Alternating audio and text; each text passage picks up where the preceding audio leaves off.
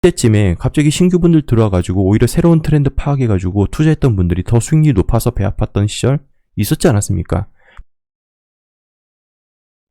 워낙에 장이 안 좋다 보니까 벤처 캐피탈도 어쩔 수 없는가 봅니다. 제가 기억하기로는 올해 초까지만 하더라도 뭐 벤처 캐피탈 괜찮다, 그리고 돈들이 암호화폐 시장이 많이 들어오고 있다라는 얘기들이 정말 수없이 많이 쏟아졌었는데, 어쩌면 그런 소식 자체가 이 개인 투자자들에게 눈속임을 하는 그런 뉴스였지 않았나라는 생각이 듭니다.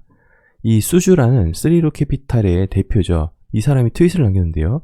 우리는 관련 당사자와 소통하는 과정이 있으며 이 문제를 해결하기 위해 최선을 다하고 있습니다. 라는 이런 트윗을 남겼는데요. 이 전날 스리로 캐피탈에서는요, 상당한 개수의 ST 이더리움을 손해를 보고 이렇게 이더리움을 바꾸고 나서 다시 스테이블 코인인 다이로 환전한 바가 있습니다. 트레이딩 회사죠. 에이플러스 캐피탈의 대표가요, 수주의 트윗을 리트윗을 하고 나서 우리한테 빌려간 100만 달러나 빨리 갚아라 라고 이야기를 했습니다.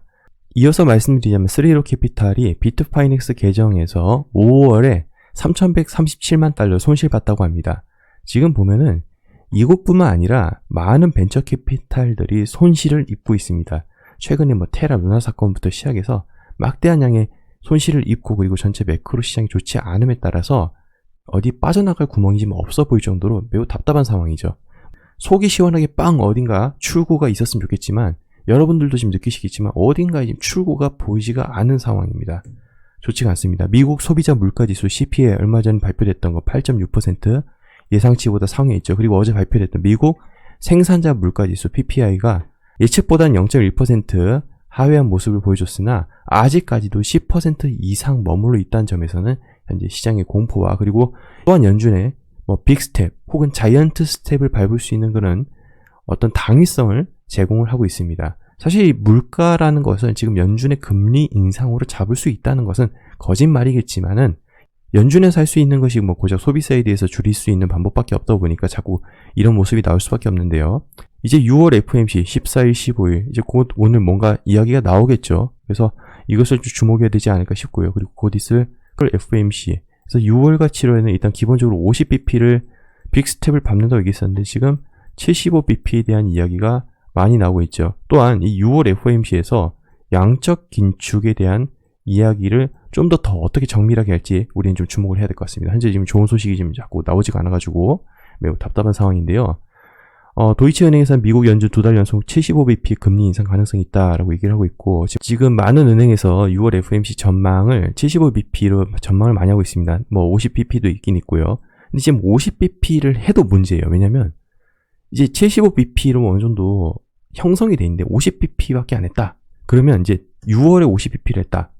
그럼 7월에 75bp 뿐만 아니라 25bp까지 더해서 100bp까지 할 수 있다라는 그런 시장의 공포가 사로잡힐 수도 있습니다. 그래서 일각에서는 100bp 관측도 나온다. 그래서 이 말이 지금 나온 이유가 바로 그것 때문이죠. 그래서 지금 연준에서 흘러가는 거 되게 멀어 보이는데 한국은행도 벗어날 수가 없죠. 지금 대부분의 시청자분들께서는 한국 국적을 가지고 한국에 계시는 분들이 많다 보니까 영향을 많이 받을 수밖에 없는데요. 미국이 이렇게 금리 인상을 한다고 해가지고 마치 불구경하듯이 그런 것보다 할 게 아니라 사실 우리한테도 영향이 되게 많이 미치죠. 이렇게 지금 보시면 시중은행 대출 금리가 많이 상승을 하고 있습니다. 지금 연말 되면 지금 이게 숫자가 어떻게 될지 아무도 알 수 없는 상황이고요. 대부분 그렇잖아요. 뭐 완전 현금 박치게 해가지고 자산을 가지고 있는 사람이 어디 있겠습니까? 대부분 대출을 껴가지고 가지고 있을 텐데, 물론 이제 뭐 고정금리나 뭐 기타 장치나 어떤 뭐 금리 우대 혜택을 받으셔가지고 어느 정도 좀 경감시키는 분들도 계시겠지만은, 아무튼 지금 대세의 흐름 자체는 지금 올라가고 있는 상황이기 때문에 이런 올라가는 영향을 받고 연말까지 쭉쭉쭉 계속 올라간다는 전망과 함께 그 올라가서 우리가 부담을 안는 이 빚 자체가 어느 정도 몇 개월이 지속되는 것은 2023년 정도 해가지고 이제 지속되면서 이때쯤에 뭔가 폭발하지 않을까라는 것이 지금 전문가들의 견해이지 않습니까? 사실 당장 이벤트가 일어난다 해가지고 이때 뭔가 사건이 터지진 않죠.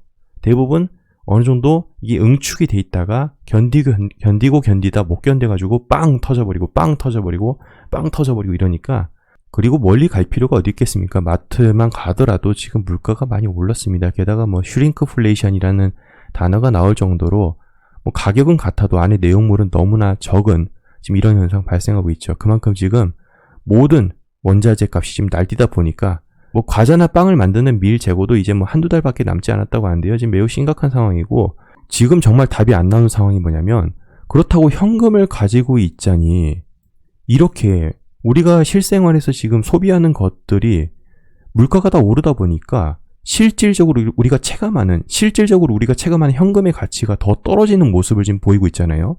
그런데 그렇다고 주식시장이나 암호화폐 시장이 지금 들어가려고 하니까 여기도 자산시장이 지금 뭐 떨어지고 있는 모습 보이고 있어요. 이러다 보니 진짜 이도 저도 갈 수 없는, 어딘가에 지금 갈 수 없는 애매한 상황이 지금 되어버린 거죠. 에버그리 채널에선 반반 전략으로 접근하고 있는데요. 이 남아있는 현금 반에 대해서 사용하는 것을 정말 매우 신중하게 생각해야 되지 않을까 싶습니다. 이거라도 지켜야 되지 않을까. 지금 현재 여러분 크립토 쪽에서 봤을 때 인원 감축 소식이 계속 연달아 나오고 있습니다. 이유가 뭐죠? 크립토 윈터를 대비하기 위해서입니다. 지금 많은 벤처 캐피탈들이 무너지는 모습을 보이고 있고 앞으로도 이런 소식들이 나올 것으로 전망이 됩니다. 그리고 현재 이 분위기가 과거의 짧은 조정 장과는 상당히 거리가 먼 모습으로 인식이 되죠. 반짝하고 올라가주면 정말 좋겠죠. 이렇게 올라갔던 이유가 수많은 돈을 풀어가지고 그 힘을 얻고 올라갔던 거잖아요. 그런데 같은 경우는 어떻습니까? 갑자기 돈을 푼다? 아니죠. 한번 방향이 이제 틀어버렸잖아요. 그러니까 이 배가 서서히 움직이기 때문에 다시 돈을 푸는 쪽으로 움직이려면 아직 시간이 걸릴 것이다. 그래서 지금 당장 반등하는 것이라면 모두에게 행복하겠지만은 만약에 이런 기간적인 횡보가 지속된다면 상당한 고통이 있을 것이고 많은 시장 이탈자가 생겨날 것으로 전망이 됩니다. 그렇기 때문에 이 기간적인 횡보에 어느 정도 대비가 되어 있어야 되지 않을까라는 생각이 드는데요. 제가 말씀드리지만 급하게 할 필요가 없다입니다.